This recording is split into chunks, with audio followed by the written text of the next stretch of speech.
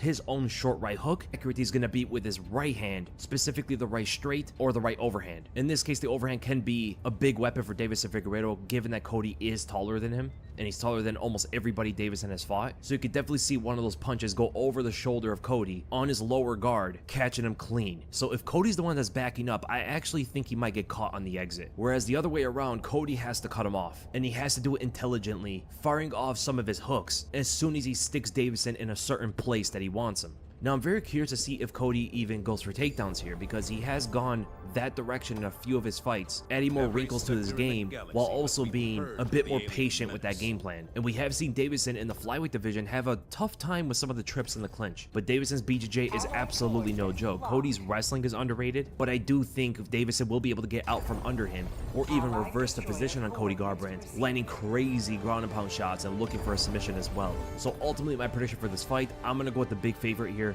Deiveson Figueiredo, by a knockout. I'm going to say second round, maybe third round even, depending how patient Cody is out there. I see Cody getting caught on the exits. I see any exchange between the two going to favor Deiveson Figueiredo, and any sporadic, spontaneous moment Deiveson could use to catch Cody Garbrandt would be another way that he would get a knockout as well. So Deiveson Figueiredo, second or third round knockout. Then we go to the second fight between two of the biggest veterans of the lightweight division's history, the 37-year-old Bobby Green versus the 40-year-old Jim Miller. These two have a combined 103 fights between each other. Jim Miller has the most wins and the most fights in UFC history. I mean, look how many submission wins he has alone. 20 submission wins. He has more submission wins than most of the fighters on this card have wins in total. Now, as you can see, Bobby Green is going to be the favorite going into this, which is kind of interesting because he just got knocked out brutally by Jalen Turner, who is also on this card, by the way, and it's a pretty quick turnaround. I don't know if he's going to be ready to take a shot from Jim Miller at his age, 237, without recovering. We all understand why Jalen Turner's on the card, but Bobby Green being here is not great. That's the main reason I wouldn't even have him as that big of a favorite. You know, 2-1. Jim Miller's been on a bit of a roll, beating all the younger guys coming his way, and even getting knockout victories. He's becoming a lot more confident in his power, and that power might be the thing that hurts Bobby Green here. Now, Green should have the better boxing skills. He is more evasive with his head movement. He doesn't really pick up his hands too much unless he's looking to get into the Philly shell. And depending on the stance that Bobby Green takes against Jim Miller, right, Miller is going to be southpaw and flinging out that left overhand at him. It's going to be quite important, because if he's an orthodox, I can see Jim Miller landing that left hand on him and putting him down. And we do know on the ground that Jim Miller is easily the better fighter, or at least his Brazilian Jiu-Jitsu is superior to Bobby Green's. Bobby Green has underrated wrestling. He doesn't use it too much as he doesn't want to. But if Green gets dropped at some point in this fight, Miller is going to chase him to the ground and try to get his back to choke him out. Now here comes the other way. Jim Miller is old as well, and he might not have the chin to take a big shot from Bobby Green, who hits quite hard, but he's very slippery and unpredictable with the shot selection that he has. So the punches he throws out there are going to be rather hard to see for Jim Miller, whether Miller is being aggressive and just trying to brawl with him, or he's taking his time from a longer range in order to pick out his openings. Bobby Green could find different kind of punches depending on what Jim Miller is trying to do, and that's what I think Bobby Green is going to be looking to do in this fight. He's going to be waiting on Jim Miller mostly to know exactly how he needs to fight him. Man, this is a tough one, because if Bobby Green did not get knocked out a few months ago, I would definitely pick him to beat Jim Miller, but because of that, because Jalen Turner absolutely annihilated him, I just don't know if he's going to be able to take a shot. This is a fight I would definitely not bet on, just because of that unknown. But if I have to pick a winner here, very slightly, I'm going to pick Bobby Green. But again, I'm not sure about this, given the state of his chin right now. But I'm going to pick Green, and I'm going to go by a decision win. I could see a later TKO, but I think decision is the best way to go for Bobby Green. And then we go to the next fight, Jessica Andrade versus Marina Rodriguez. And crazy enough, Jessica Andrade you would think is like in her mid to late 30s. She's only 32 years old. She is one of the most experienced female fighters of all time. She fought in 3 different divisions.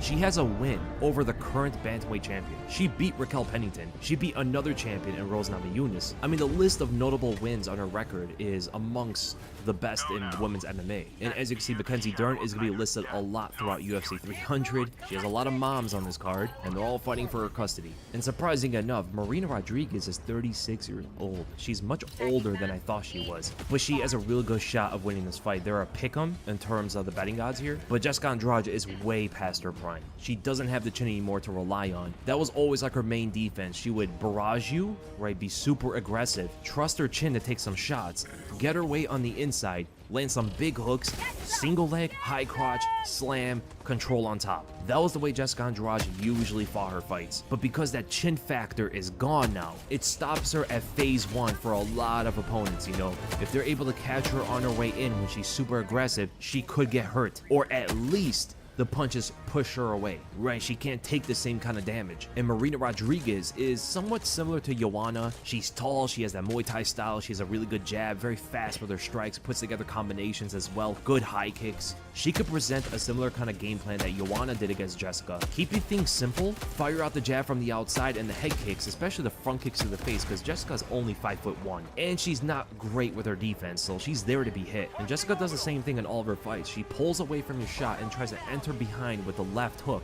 from the orthodox stance, and from there tries to exchange with you. But I think if Marina can fire down the 1-2, catching Jessica on her initial pull away from the jab, she's gonna be in line of sight for the straight. This is something that Rose Namajunas especially used against Jessica in their first fight, and when enough of those start to soften up Andrade, she's gonna be wandering a little bit from far range, and from there Rodriguez is gonna be able to line up some front kicks to the face, round kicks with either leg, and start to really impose those long distance strikes in order to rack up on points and try to win this by a decision. If the fight gets in close, if Jessica does make her way in, Rodriguez has to grab that tie plum, fire off the knees and the elbows, and I think off of this, Marina Rodriguez should be able to get this win through a decision. So I'm going to go with Marina Rodriguez by a decision. Then we go to Jalen Turner versus Renato Moicano. These two are going to be headlining the early prelims, which is crazy. Jalen Turner is coming off 1 win and 2 losses. Renato Moicano is coming off 2 wins and 1 loss. So Jalen Turner just knocked out Bobby Green a few months ago. Before that, he has 2 split decision losses to Dan Hooker and Mateusz Gamrot. Renato Moicano is coming off wins against Drew Dober and Brad Riddell. Before that, lose in the RDA in a catch weight of 160 for 5 rounds. So as you can see, Jalen Turner is massive, or very long at least, for this division. 6'3", 76-inch reach. He is so fast with his long range attacks, and he throws everything at you. He has a good jab, a stinging right straight, could throw it from the opposite stance as well with the left straight. Really good long hooks, short uppercuts if you're getting close, the knees, the elbows, the high kicks, the push kicks to the body, the leg kicks. He's got it all. And Renato Moicano is going to have some issues with the striking of Jalen Turner because he's also outranged. Moicano has a really good leg kick, he has a good jab. He showed off a bit of his striking against Kelvin Kattar when he was at 145, but he's been really focusing on his grappling lately, trying to take his opponent to the ground and use his Brazilian Jiu-Jitsu skills, where I think he's also going to be superior there against Jalen Turner. And we look at the performance against Mateusz Gamrot, Turner did not look great stuffing the takedowns. I mean, he got taken down like 4 times against Gamrot, who is a really good grappler, by the way, but so is Renato Moicano. And we saw what Renato did to Drew Dober. Not an exciting performance. He kind of laid on top of him for most of that, but he will be able to do something similar to Jalen. But Jalen is going to try to scramble his way back up to his feet. He's very long, which creates a different dynamic than what Drew Dober is, right? Drew Dober is very stocky and shorter, and Renato's game plan there might backfire according to the scoring. Right, Jalen's going to be trying to cause as much damage as he can, and with how offensive he is, I think he's going to catch Renato many times throughout this fight. He will get taken down, but I think he would find his way back up to the feet and eventually win this by a decision. It's just going to be very interesting to see if he gives up his back and Renato's able to choke him out. That would be Renato's way of winning this fight. So I'm going to go with Jalen Turner here by a decision, winning because of damage. Renato's going to bring a really good effort forward, but I don't think it's going to be enough. Then we go to the prelims. The first fight is Sadiq Youssef being a real tough test for Diego Lopez, who is the featherweight prospect, right? He's the guy at featherweight that everybody's looking out for. He's huge, 5'11", 73-inch reach. He's got a ton of experience in MMA, over double Sadiq Youssef's fights. He hits really hard and has a very scary grappling game. But the fights don't usually go to the ground because Diego Lopez is taking his opponent to the ground. It often happens where he drops them and chases them to the ground, or weirdly enough, very strange, they take him down. Gavin Tucker did it. Pat Zabatini tried to take him to the ground. This is a guy you do not want to take down, and I guarantee Sadiq Youssef is going to keep the fight standing because that's where Diego Lopez shows the most vulnerabilities and has worse technique. He'll reach in for his punches, a lot of long-range strikes, and opens his chin up. He becomes very offensive with his striking, forgets about his defense a lot of times, times, whereas Sadiq Youssef is balanced. He has solid defense and solid offense. It really takes a really good striker like Edson Barboza to find some chinks in that armor, whereas Diego Lopez is going to try to smash his way through the defense, and I just don't think that's going to be enough to beat someone like Sadiq Youssef. Unless he comes out with a very interesting wrestling game that we haven't really seen from him in the UFC, I think Sadiq Youssef is going to win this fight. He is an underdog, and I'm going to go with him. I'm going to go with Sadiq Youssef here to win this fight by a decision. I think Diego's going to show a really good chin. He's getting caught a lot of times coming in. Sadiq is eventually going to put the pressure on him, stuff the takedowns, expecting those, and just be patient, not allowing Diego to catch him with something crazy. And then we go to the second prelim fight. Former champion Holly Holm versus the two-time Olympic gold medalist in judo, Kayla Harrison. Trying to get revenge for Ronda Rousey or something. I mean, it's going to be interesting how this one unfolds. Now, Holly Holm, of course, 42 years old, super old, but hasn't lost too much of a step. But Kayla Harrison is 9 years younger. She's going to be physically stronger, massive fighter. I don't know how she's gonna make 135. Forget about the fight. Is it even going to happen? She used to fight at 155. Now, she claims that she walks around 165 pounds. I can believe it if she looks like that all year round. If she's looking like that, 165 pounds, I don't know how she makes 135. Even Holly Holm is a massive 135er, and she walks around 155 pounds lean. And interesting enough, she's over a 5-1 favorite. I don't know if that's correct. She has very bad footwork. She's quite slow. She's of course going to punch hard if she catches Holly Holm, but Holm is going to be way faster on her feet. It's kind of like a reminiscent of the Ronda fight, except if Ronda was Brock Lesnar's daughter or something, you know what I'm saying? Like, Ronda had abysmal footwork. She was slow and didn't know how to catch her elusive opponent. Now, she made a lot of excuses as to why. She said she came in with a concussion,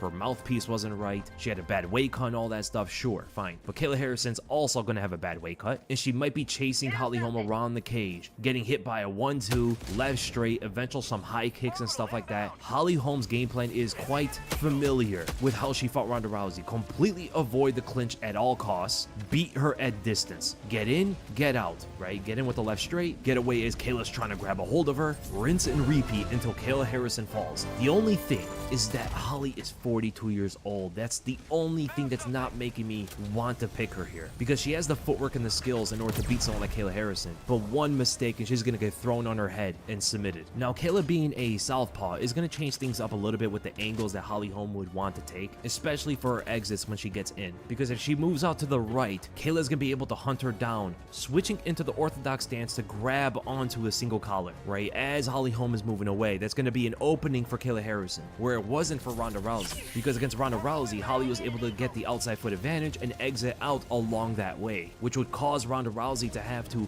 maneuver her stance to the left side, right? Constantly rotating. Whereas Harrison doesn't have to do that the same way. And Kayla's of course not stupid. She's gonna learn from the Ronda Rousey fight and know that she can't just be staying in place and walking around and stuff. She has to be kind of elusive as well to keep up with Holly Holm, and knowing that Holly is gonna have to exit every time she gets in, because if she doesn't, she's gonna get clinched up, right? Holly Holm can't just keep going forward at Kayla Harrison. She's gonna walk right into a wall and get thrown on her head. So my prediction for this fight, I'm going to go with Kayla Harrison, but if Holly Holm was younger, I would definitely side with her in this fight. I think Kayla is going to understand the exits eventually. I think the first round's going to be quite tough for her. And Holm has built a habit of entering the clinch behind her punches, which is something she didn't create a habit out of before she fought Ronda Rousey, right? She's been focusing a lot on her grappling in the past few years, which I think could actually throw her into more trouble against Kayla Harrison. So I'm going to go Kayla Harrison by a third round submission. And then we go to the third fight on the prelims. Kelvin Kattar welcoming the former bantamweight champion Aljamain Sterling to the 145-pound division. This is interesting. This is one of the more interesting fights of the entire UFC 300 card. Both guys are quite up there in age, 36 versus 34. Both have similar amount of experience professionally. Kelvin Kattar has way more knockouts, but Aljamain has way more submissions. And here's the big thing. Kelvin is much taller, much longer. He's going to be bigger, which is a very different thing for Aljamain, right? Aljamain's used to being the bigger guy at 135, but here at 145, he's going to be the faster, smaller guy that might help him get someone's back. Now, he walks around 176 pounds, which is actually pretty big, even for featherweight. But I would have to imagine at 176, he's kind of soft in the belly, you know? Where if Kelvin's at 176, he's going to be more lean than Aljamain, I believe. And this is going to be a striker versus grappler matchup, most likely. Aljamain's a very slight favorite, and it's probably because Kelvin is up there in age now. Aljamain has the grappling to go to. He has much more experience as a champion fighting the highest caliber of fighters. He has to find a way to get the back, right? He has to find a way to get Kelvin to the ground, which has been a much more problematic thing for Kelvin's opponents lately. I mean, just remember all of the takedowns that he stuffed. All 4 takedowns against Josh Emmett were defended. The 1 takedown from Max Holloway was defended. All 9 takedowns from Dan Ige were defended. And he defended 3 out of 4 takedowns against Zabit. And these are some really good grapplers. More so Zabit. Dan Ige is pretty good. And Josh Emmett, right? These guys are also bigger than Aljamain Sterling. They're all having a hard time of getting this guy to the ground, and they're forced to strike with him. If that happens to Aljamain, if he cannot get the fight down, he might get torn to pieces in the stand-up. Kelvin Kattar has legitimate boxing skills. He has 1-punch knockout power. He's very long, a precise jab that guides his right straight better than most fighters in the UFC. Aljamain's kind of awkward with the way that he's moving around, trying to find openings from long range and throwing out all these kicks and stuff, but that's the worst way to fight Kelvin, right? The way that you would want to fight Kelvin is actually pushing him back, because he becomes a lot more inactive with his punches then, or he's not throwing as much. But when you're moving away, you give him the space of control. He starts to dictate how the pace is going. And that's the most dangerous way to fight Kelvin Kattar, who's also longer than you, who's more powerful than you, who's a better striker than you, he's very precise. I'm really liking Kelvin Kattar in this fight, but there's one thing that's going against him. The knee injury when he fought Arnold Allen. I don't know how he's going to come back, because knee injuries are a very serious thing in sports in general, especially combat sports. You know, he's 1-3 in his last 4 fights. He looked amazing in that win. He was also looking pretty good against Allen. He looked great against Josh Emmett, which a lot of people believe should have went to him. And the Max Holloway beatdown was a learning experience. He actually got better from that fight, evident when he fought Giga in the next one. If he comes back the same, I actually like him to beat Aljamain, right? The only sneaky thing about Aljamain is his ability to get your back even while standing up. He'll shoot on you, rotate to your back as quickly as he does. He's so fast. He did this to Corey Sandhagen, who's also as tall as Kelvin is, but that was a different version of Corey Sandhagen, right? It's not the same guy we see today. And Kelvin's really good on backstepping for a counter shot like he did against Shane Burgos back in the day. It's just when he's in a perpetual motion moving backwards, that's where he gets in a bit of trouble. And that was shown definitely in the Max Holloway fight, where he became a punching bag for most of it. And I just don't think Aljamain has the kind of power to get that kind of respect out of Kelvin for him to move away constantly. So ultimately, my prediction for this fight, I'm going to go with the underdog. I'm going to go with Kelvin Kattar by a decision win. I think Aljamain's going to be safe when he starts getting tagged. You know, he's not going to be as aggressive to look for his opportunities. And because that, the fight is going to get away from him, and Kelvin's going to control the fight and dictating how it's paced. And then we go to the headliner of the prelims. I cannot believe this is on the prelims. Former champion not that long ago, Yuri Prohaska, is back after the knockout loss to Alex Pereira, and he's going up against Alexander Rakic. Crazy.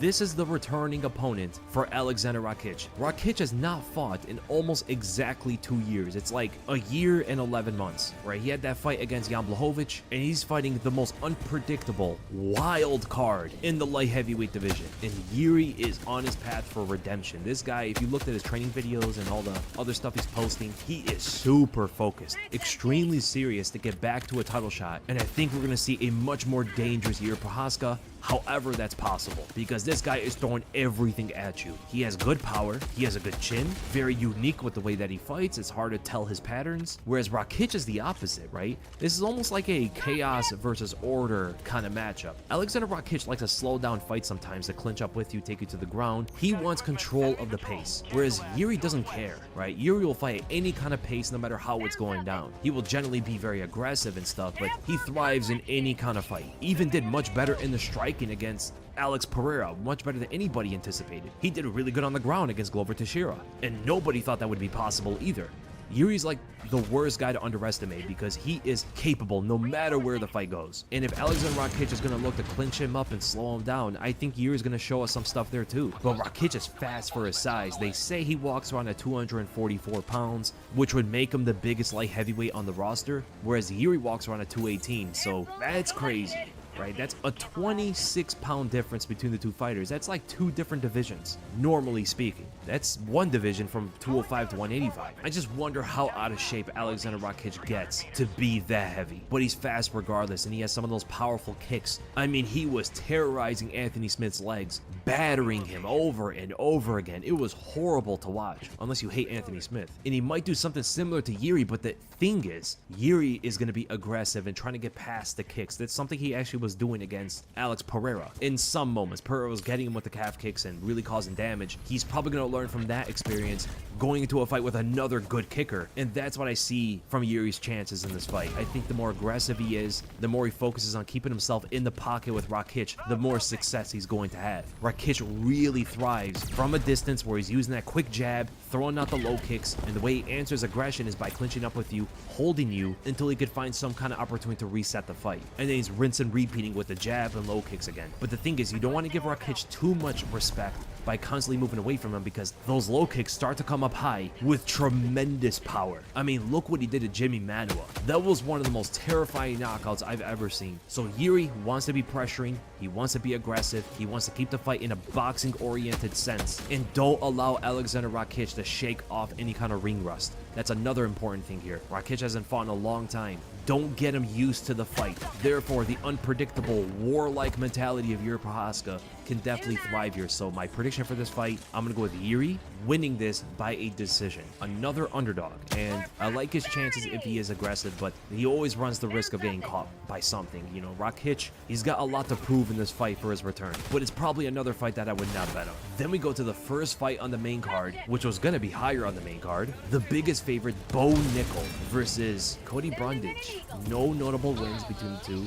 You would think, why are these two guys on the main card? Well, it's for one reason. They're promoting Bo Nickel as the rising star of a prospect right now. He has a big name in wrestling. He is very promising, right? He's going to do some great things in the future. There's not really much to talk about unless Bo Nickel's going to run right through Cody Brundage. Unless Brundage gets him in a slam. I mean, he did knock out somebody. I believe they were trying to get him into like a triangle choke, and he picked them up and slammed them and knocked them out. If he knocks out Bo Nickel with something like that, the roof will get blown off the place. I mean, Bo Nickel's an 18-1 favorite, and I only imagine it's going to grow. But you always have to remember, with odds like these, it's never bad to look at the underdog, because it's a fight at the end of the day and anything could happen, right? These are pretty big guys, and one shot can end this, but I do think Bo Nickel is absolutely going to dominate this, wrestle his way to a victory, probably not strike as much with Cody Brundage. You know, he's got some knockout power, and just get this easy win, right? He's on a UFC 300 card. It's going to sell very well. People are going to get familiar with his name more than they already are. There's no reason to risk this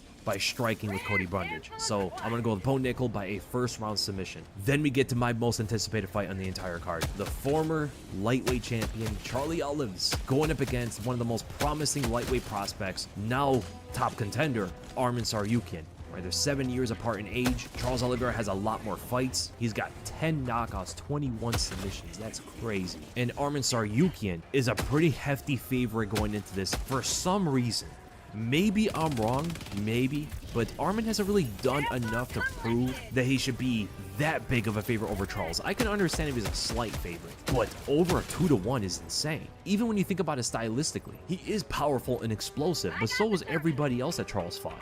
Charles fought Michael Chandler, who everybody else pales in comparison of his athleticism and explosiveness. He fought Dustin Poirier and Justin Gaethje, two guys who hit really hard as well as being much more skilled in the stand-up compared to Arman Tsarukyan. But then we think about the wrestling and the grappling. Well, Charles did very well against Islam before he got dropped, right? It was almost like a stalemate between them two. And those are the best grapplers in the sport. Islam is regarded as probably the best grappler in the UFC. Charles proved that he belongs there with Islam when we talk about grappling in an MMA fight. Arman is more of a wrestler than anything else. You know, he has a very good double leg shot, explosive with really every takedown that he attempts. He's very strong while on top. He has good top control, understands how to balance his weight, and even shown against a tall and long guy like Yoel Alvarez. And he's going to need a lot of that, as Oliveira is going to be squirming under him, like looking for all different kind of submissions, attacking his leg, attacking the triangle choke. He's going to be offsetting Arman constantly. And we've seen from the Mateusz Gamrot fight how Arman slows down in this kind of matchup. You know, when someone's able to resist his wrestling, scramble with him, and keep a constant motion of resistance against Arman. Now, Oliveira has never been in the 4th round. The furthest he ever went was to a 3-round decision with Tony Ferguson. And he's never really looked that tired, I would say, ever since the Kevin Lee fight. Even in the 3rd round against Dustin Poirier, he put the pressure right on him, shot the takedown, got his back, and choked him out. We've seen Arman Tsarukyan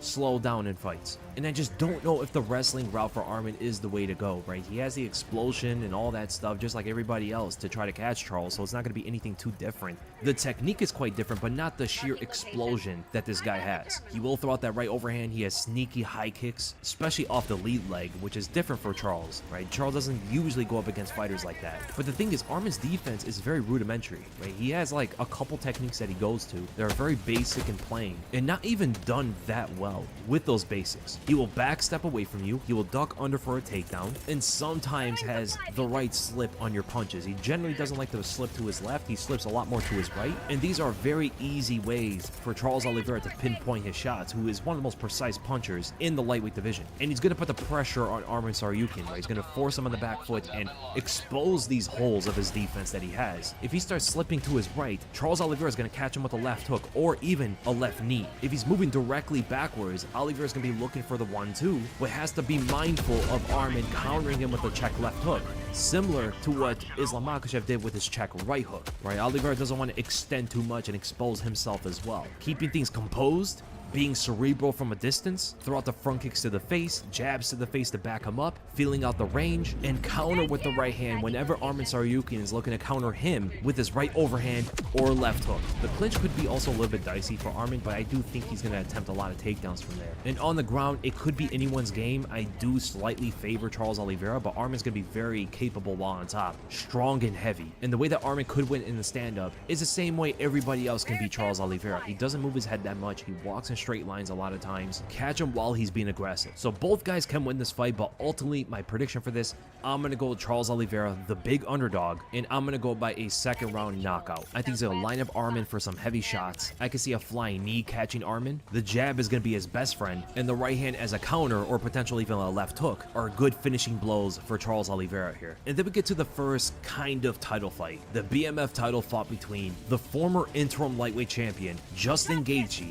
versus the former featherweight champion Max Holloway. But Max has transformed. If you guys have seen how massive this guy has gotten, man, he's jacked. This is Maximus Holloway now, and I wonder how much more power he's going to have in his shots here, because a lot of people seem to think that Justin Gaethje is going to run right through Max Holloway, hurt him constantly throughout the fight, present way too much power. He's only getting better as a technical striker as well. Max just doesn't have the power to return with the same kind of damage. It will be a war, but Gaethje is going to win this war, and the losers of these kind of fights always come out very banged up. Hopefully we don't get that Tony Ferguson situation going with Max here, but I don't think so. The closer the fight gets, the more I think it's going to be competitive. I think Max is going to surprise a lot of people and even hurt Gaethje at some point in this fight. I think the combinations whenever Gaethje is looking to cover up are the big moments for Max Holloway, right? Land big shots to the body, rise up to the top with the left hook, another right straight to the body, knee up the center. Watch out for Gaethje always trying to swing that overhand right or that big left hook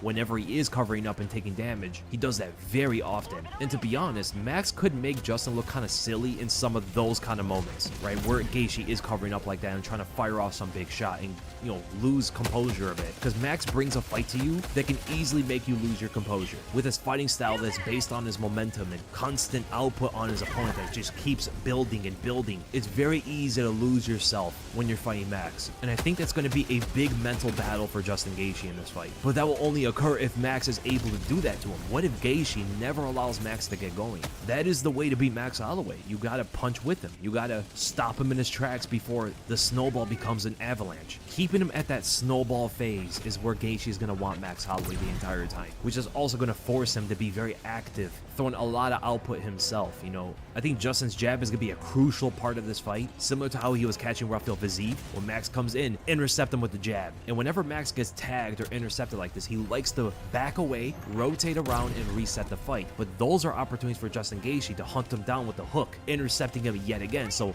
jab interception into a hook interception is a good kind of combination for Justin to go to. And probably the biggest thing to talk about for Justin are the leg kicks. Max is not that great at checking them. He He relies on his footwork a lot to keep himself active. He moves a lot to take angles, reset the fight, fade away. He looks to hand trap or paw at your face, and those are all opportunities for Justin to hit him with leg kicks. And Justin has a very unique ability to throw a leg kick at any distance, even from the clinch. So I can see the leg damage slowing down Max and making the punches connect on him even harder and more often, breaking him down throughout the fight. And as Justin Gaethje said, he doesn't think he's going to knock Max out. He thinks a doctor is going to stop this fight because Max is not going to give up. So Max Holloway definitely has his opportunities to line up his combinations, string together good punches and kicks, but I just don't think he's going to cause the same kind of damage than when Justin Gaethje hits him. Like, every 4 shots that Max hits Gaethje with is going to be equivalent to like 1 or 2 shots from Gaethje, unless Maximus Holloway has added some points to his power stat. You know what I'm saying? Like, if he is punching with some ferocity, intense, heavy blows to the body and stuff, that's going to change everything, but we just don't know, right? We've never seen Max actually possess power like that. With him being bigger than ever before, way bigger than ever before, it's not even close. It gives us an unknown to think about, but ultimately my prediction for this fight, I'm going to go with Justin Gaethje, and I'm going to go by a 5th round doctor stoppage from all the damage that Gaethje hits him with, and Max is just too tough to call quits. But I do think that Gaethje is going to take a ton of damage himself. I don't think these two are going to get out of this fight unscathed at the least bit. And then we go to the co-main event, the first of a real title fight. Zhang Weili defending her belt against Yan Xiaonan. I'm going to go with Zhang Weili. There's not really too much to talk about, honestly. Weili's a massive favorite going into it, for good reason as well. Yan Xiaonan is a good fighter. She's got decent understanding of the striking, but Zhang Weili's better than her in most areas of the game, especially the grappling. Weili's been working a lot with her wrestling, and the way that she submitted Carla Esparza was very impressive. I mean, no one's ever submitted Carla ever, and she did in the 2nd round. I just think it's a mismatch. I think Zhang Weili is going to run right through Yan Xiaonan, and I'm going to go with a 4th round submission. I think Xiaonan is going to put up a fight. I think she's going to show her toughness throughout this, take a lot of damage, but just keep firing back. She doesn't really have that much power. I mean, she was able to knock out Andrade, but Andrade's chin is gone, right? That also leads me to believe why Marina Rodriguez is going to have a lot of success against Andrade. Yan Xiaonan, we've seen her fight many, many times, and always, she never possesses that much power. Weili's in her prime. She's more powerful. She's faster. She's better on the ground. She's better in the striking. Weili doesn't have the best judgment of distance. That's one area where Xiaonan might be able to capitalize, but I'm going to go with Zhang Weili with a dominant performance. And then we finally go to the main event. The light heavyweight title is on the line between Alex Pereira and Jamal Hill, making his return from a bad injury, tearing his left Achilles tendon, which can definitely impact this fight. If you've done research about like the NFL or any other sport where an athlete tears their Achilles tendon, it's almost always determined a terminal injury. Very hard to come back the same, and it could take the sting or the power and explosion off of Jamal Hill's punches. Now, he is a fighter that likes to switch stances, but he takes the southpaw stance many times throughout his fights, and that left hand is probably not going to be hitting the same way, especially the longer the fight goes. And we do know that Pereira's going to be chopping down at those legs, making all of that feel much worse. Jamal Hill's gonna be looking for a kill shot the whole time, though. That's the way he has to fight Alex Pereira. He doesn't want to make this a technical kickboxing fight. Pereira doesn't have the best chin, but it's definitely better at 205 than it was at 185, where he was killing himself to make the weight cut. He was eating some big shots from Jan Blachowicz. He ate big shots from Jiri Prochazka, 2 guys that possess a lot of power. So we do know for sure that Pereira can eat a better shot at 205. But Jamal Hill throws everything into some of his punches, man. I mean, the way he throws that left hand sometimes is very scary, and he's be looking to land that shot over the leg kicks of Pereira, whether he's in orthodox or southpaw. If Hill's in the orthodox stance, the outside of his leg is going to get damaged. If he's in the southpaw stance, the inside of his leg is going to get damaged, and it causes a different kind of imbalance depending on which stance he's in when he's getting kicked. I think if he's in orthodox and gets his leg kicked out,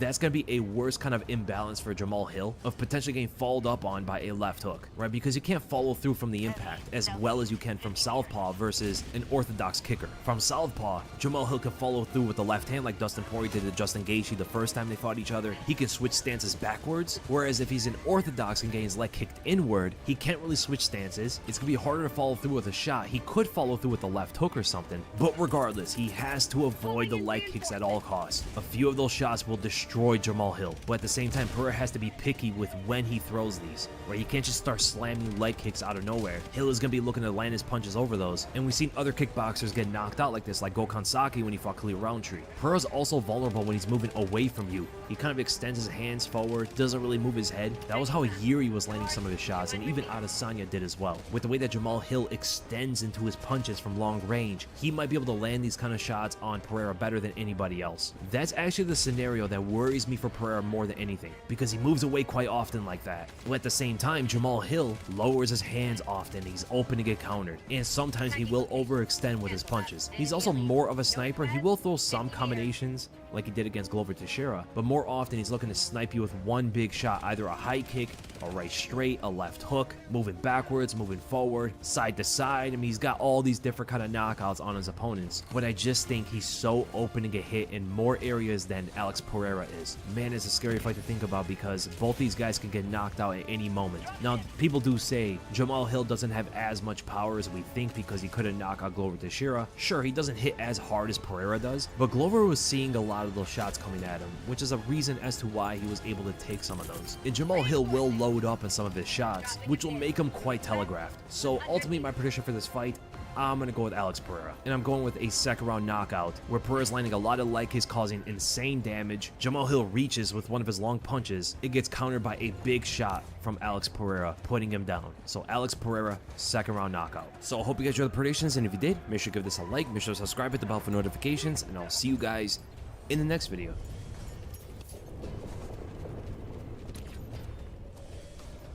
Tagging map, southwest, farm.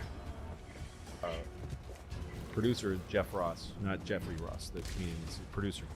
And he was really interested in history, and he said, "You want to see something cool?" And he took me into there was a stairwell in 30 Rock, and he took me in there and pushed my head down. No, and there's these big red pipes in the stairwells that are feeding the whatever sprinklers. I don't know what they're big iron red pipes that have been there since 30 Rock was built back in the late 30s, late 30s, by Rockefeller. And there's a big spigot coming off of the side of one of them with a big, wheel. It's some release valve, and on the side of it is a fucking Nazi, like an embossed Nazi, and it's raised. It's not painted. Oh, on. it's in the It's a swastika. And he said these are all of the steel in this building is Nazi steel.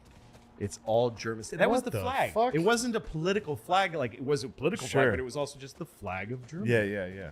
So if you bought German steel, it was like made in USA. Yeah, you're not going to It tear had down a the building. swastika on it, and they bought it. And he said all of the steel in 30 Rock has swastikas on it. But at one point they turned them into the corners, but they can't turn these spigots. So every time I used to go to 30 Rock, Holy like when I shit. hosted SNL, I would take anybody who didn't know about it and show it to them. But the last time I went there, they had shaved it down. Somebody got in there with a thing and shaved it down. Holy shit. But so that's how fucked up. So that's Prescott Bush was one of the guys making money on Nazis.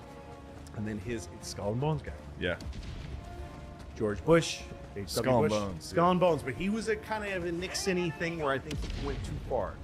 He got Reagan shot. He just went He too did many a lot. fucked up things. He was CIA, man. Yes, was and the he head was of the supposed CIA. to run. He was supposed to win. I said, but this is when I started to believe in this country. Calling in reinforcements. Was when Clinton ran for president, because, and again, not based on politics even, but how dug in Reagan and Bush felt. And Bush just felt like, you ain't gonna beat this guy with nothing. These guys are in it. And there's Dick Cheney in there, and Donald Rumsfeld. These fucking guys are like, these are hard ass fucking guys who don't bleed. You just don't believe they bleed. And they got it all worked out. And they've been there for 12 fucking years. Yeah. And here comes Clinton, whose mom was a blackjack dealer in Vegas, and whose dad died in a 3-inch puddle. He died. He was drunk, and he hit a tree and was launched out of his car and landed in 3 little feet of water and drowned in it. That was Clinton's dad. And then that was Jefferson, his father. His name was. Is that his real dad or his His stepdad? dad's last name is Jefferson. Yeah. It would have been another Jefferson. That was his real dad. His mom then married a guy named Clinton He changed his name. and had, for him. had Yes. Roger. And his mom, and that guy used to beat the shit out of his mom. And the second Clinton got big enough, One night, his stepdaddy came home drunk, and he stood up to him and said, "If you hit my mom again, I'm gonna kill you."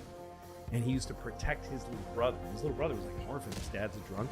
Yeah. So the dad disappears, and the day that Clinton turned 18, he was already in charge of the family. The day he turned 18, he took his brother to City Hall, and he said, "You know what I'm doing today? I'm changing my last name to Clinton so that you and me are real brothers." That's why his last name is Clinton. Yeah. That's who Bill Clinton is, okay? And he fucked a bunch of 10-year-old girls on a jet. He also fucked those kids. but he did. That's the problem. I don't know, man. I have no idea. I don't know. It wasn't not my looking- pussy. It wasn't my pussy. It so I wasn't can't mine, but report. it's not looking good. Oh, it's not looking good at all. I mean, he took I don't a know. lot of those. Listen. He loved the ladies, which you I know we nothing can't knock about a it. guy for liking ladies, but Those aren't ladies. Those are babies. no, I meant his Look, reputation. I don't know. I don't fucking Outside of banging the kids, his reputation was love the ladies. Lewinsky and the other Sure. lady. So, Clinton. But Clinton was this fucking country good old boy, and they threw. And I mean, we had just lost Gary Hart. He was. That's why Dukakis ran, Yeah. because Gary Hart got caught with a chick, and so that was Democrats' problem. Is the They're ladies. getting too much pussy. Too much pussy. And so Going so to get Clinton Bob shows Dole. up, and the first thing that happens in New Hampshire is fucking Jennifer Flowers. And but then there was this feeling that it was kind of a circus. And I remember Howard Stern's guy, Stuttering John. Do you remember him? Yeah. Stuttering John? Stuttering John. Jennifer Flowers' first her press conference was like a serious thing, and she's like, "Yes, I did have sex with him." And then you heard Stuttering John say, "Are you planning to have sex with any more Democratic candidates?" and she laughed, and everybody laughed. To me, that was the moment where everybody was like, who gives a fuck who he fucked? Hillary stood by him, did the interview with him and with Barbara Walters. A light fell from the grid and crashed on the floor right next to them, and the Clintons hugged, and they were both crying. So it was like they were under a lot of stress, and they almost one of them died. And Barbara Walters saw this and told everyone the story, and so it was like everybody started to love Bill Clinton, same as Oliver Yeah. North. You ever know? look at the Clinton body count? What's that? How many people they've killed? Oh, you mean Foster, the guy from Yeah, he shot Travel himself. Office? Didn't he shoot himself twice? There's a bunch of guys who shot themselves twice in the head, stuff like that. I don't know, but the This is the Republican, only I mean, look, history Dick I Cheney know shot a now. guy in the face. Dick Cheney, yeah, but that was fun. He was having fun with it. I know. I'll tell you about that. But so Clinton made me feel like I can't believe this. They just got rid of the Bushes. Yeah. They got rid of Cheney. They really like in my lifetime that didn't exist. The idea of that. So I was pretty fucking impressed.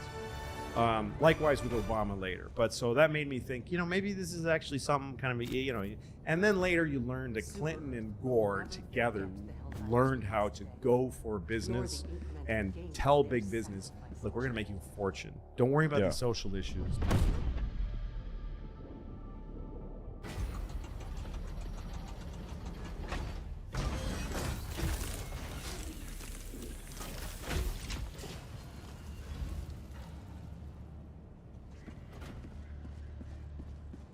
Welcome aboard, Helldiver.